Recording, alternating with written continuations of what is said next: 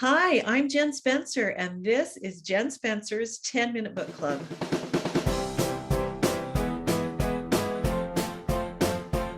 Hello, readers. I'm so excited. It is almost Valentine's Day, and we have a very special Valentine's Day interview for you today. We are interviewing Julianne Donaldson, who is the author of Edenbrook and Blackmore, and she is absolutely one of my favorite authors. I loved Edenbrook. It's probably in my top 5 romances. So I am so excited for you to meet her. If you ask a question or make a comment in the comment section below, you will be entered to win one of Julianne's poetry books, which is called Come Sweet Day. And she is going to tell us all about that in this interview. And I am so excited to introduce her to you. Everybody, please welcome Julianne Donaldson. Julianne, thank you so much for being here today. Oh, thank you, Jen. I'm so excited to be able to talk to you. I am too. Oh my goodness. I know a lot of people who are tuning in know about you. I am a huge fan. Edenbrook is still it's probably in my top 5 romantic books. I adore that book. Oh, And silly me, I have not even read is it Blackmore? That's the other Blackmore. name. Mm-hmm. So what I'd love to know about, because when was Edenbrook published? It's almost 10 years now, so it was 2012. So was that your very first romance? Yeah, my very first novel. Wow. And you've got Blackmore, and have you got any others? So there is a prequel that goes along with Edenbrook called Heir to Edenbrook, where we get a little bit of the hero's perspective, starting before Edenbrook starts. So that's fun. And then that's it for my novels at this point. So tell us I'd love to hear about kind of your journey to writing, but also, what you've been doing for the last while that you haven't written. There are a lot of really great answers to that. And so I'm just curious. I think our readers are all curious as to what's been going on in your life. Yeah, I get those questions a lot. Well, just so your first question was, how did I start writing? And, I was always a reader, always a journaler. And then I majored in English in college, and I didn't really plan to do anything formal with it, but it was just my great passion. And then I started having babies. And when I had my second baby, um, I just realized I felt like my brain was rotting. And I realized I needed a creative outlet, and I also needed an intellectual outlet. And the great thing about writing is it's free. You don't need any tools. And so my husband was still in college and would be for a long time afterwards. We spent 9 years with him as a full-time student.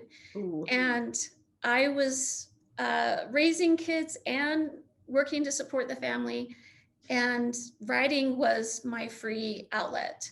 And it just became a place where I could escape reality and just do something for myself that didn't get undone the next day. And I think that a lot of times as women, some of the work that we traditionally do gets undone. And it's so hard to feel like you've accomplished something, even though there are inherent values in what you're doing, in raising children or managing a home or whatever it is. But it's hard when you don't have something visual to take from your day and say, okay, I did something and it's going to last.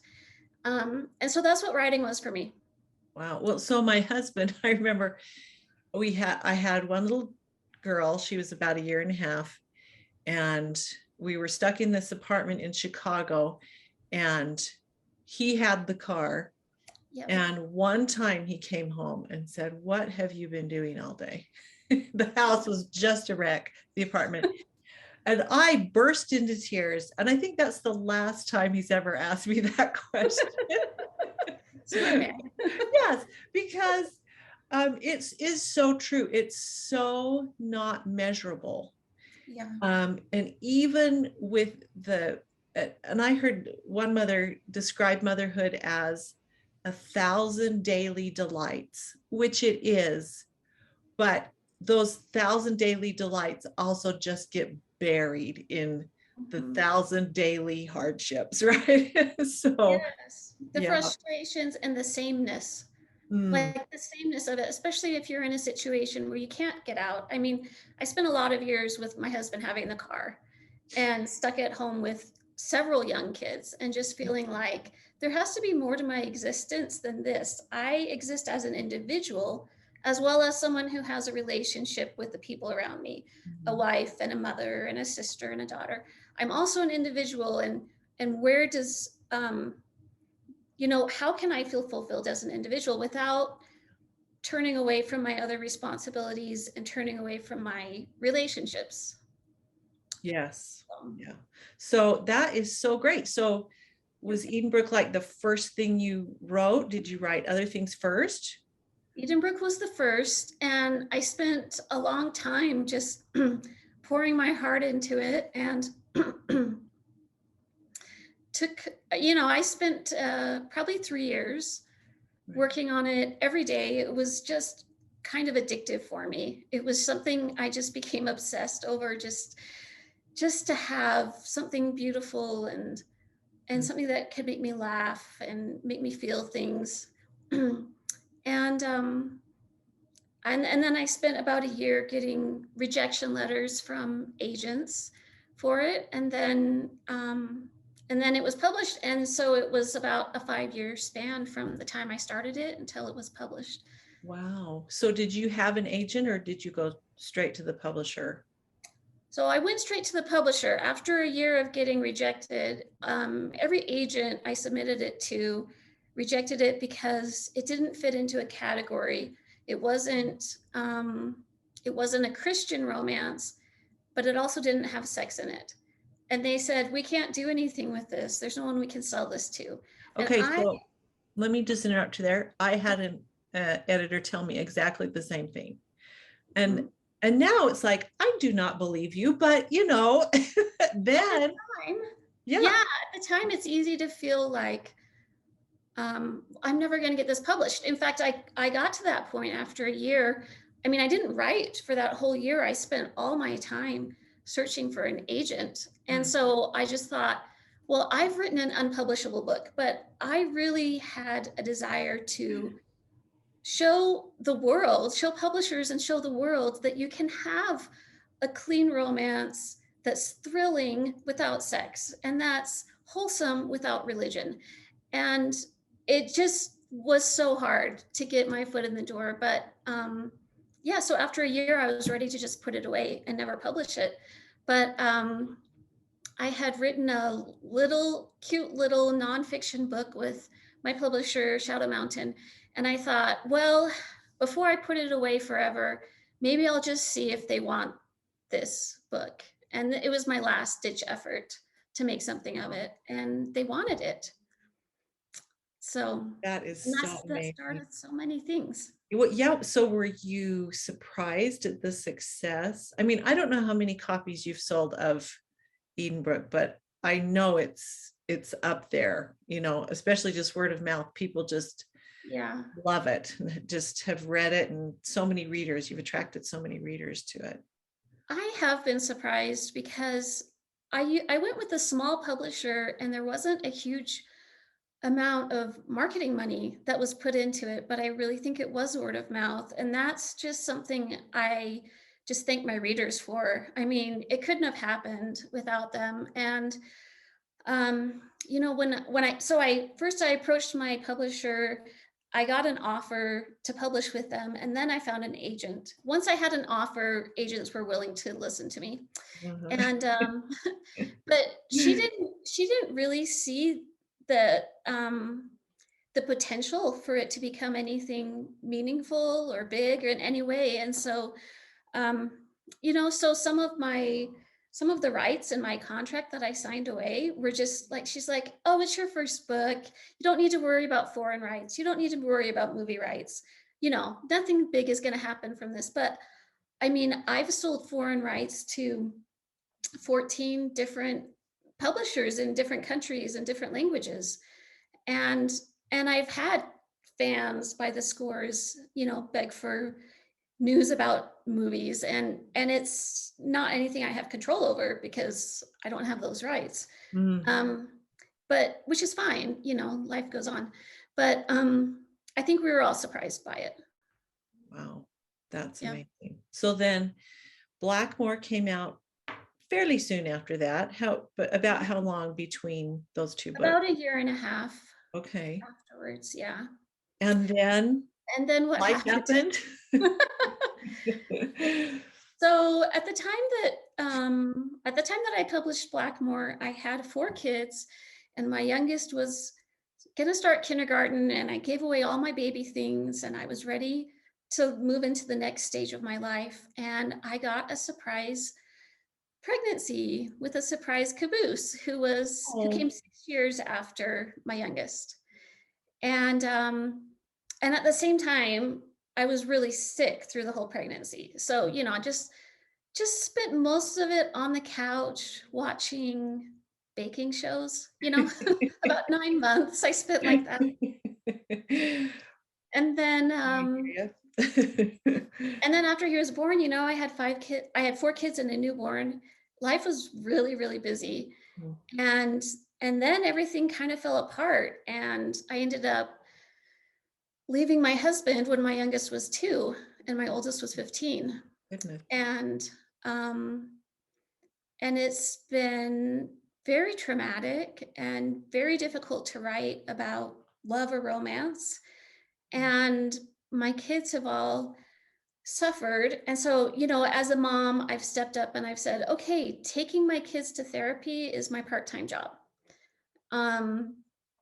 Making sure that their emotional needs are met was my biggest priority, and has been for the past almost 5 years. So it's been almost 5 years. And that, and every time I tried to sit down and write another book like Edenbrook or Blackmore, there was so much disbelief in my mind about what I was trying to write that I just couldn't do it. And so instead I started writing poetry, which has always been my first love, and started sharing them on social media, just with friends. A lot of poems about hope and faith and overcoming darkness. And so we started putting together that collection, and it was published this last March. And it's called Come Sweet Day. That is so great. Come Sweet Day. Okay, I remember that.